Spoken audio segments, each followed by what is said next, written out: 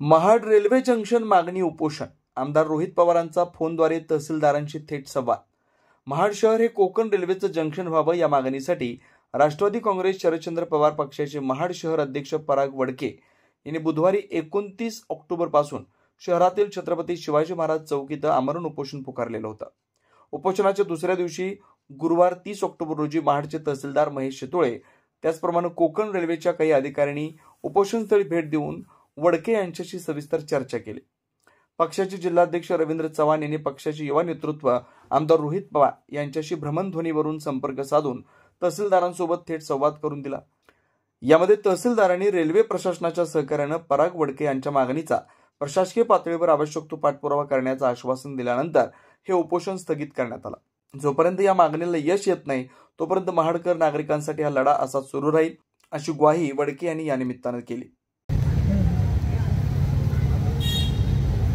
एकदा हे तर करून पाहतो सगळ्यांना. बोलून घेतो मी, आहे त्यांच्याकडून घेतो. हां, फोनवर बोलतो. ओके, हो हो हो चालेल.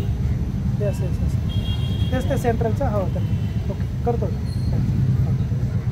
हो काय दादा. हां हां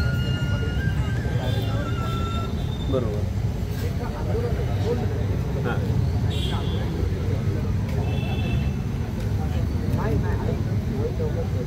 चालेल.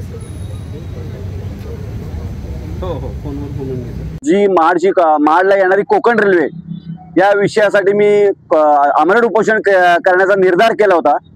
आता संबंधित आपले तहसीलदार माननीय श्री महेशजी शेतोळे साहेब यांनी आम्हाला आश्वस्त करून की आज तुम्ही हे उपोषण सोडा, तुमचं जे काही मागण्या असेल त्या आम्ही तांत्रिक पद्धतीने आम्ही त्या पूर्ण करू आणि उद्या त्या संदर्भातलं लेखी पत्र कोकण रेल्वेकडून आम्ही तुम्हाला ते मिळवून देऊ असं त्यांनी मला आश्वासन दिलेलं आहे.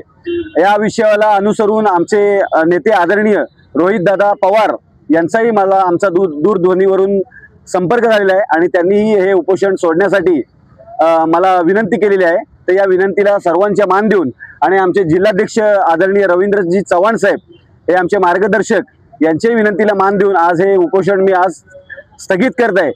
आणि मी महाडकरांना एक निरोप देऊ इच्छितो आणि मी एक आश्वासन देऊ इच्छितो की महाडला जोपर्यंत कोकण रेल्वे येणार नाही तोपर्यंत मी स्वस्थ बसणार नाही.